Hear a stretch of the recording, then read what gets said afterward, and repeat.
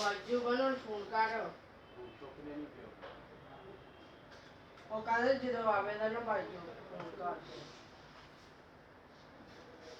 ਜੋ ਆਸੇ ਪਾਸੇ ਪਤਾ ਨਹੀਂ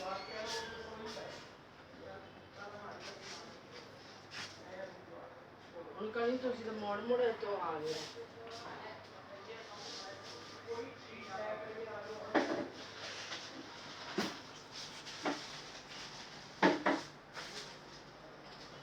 अभी की लाके गया ना चलो थे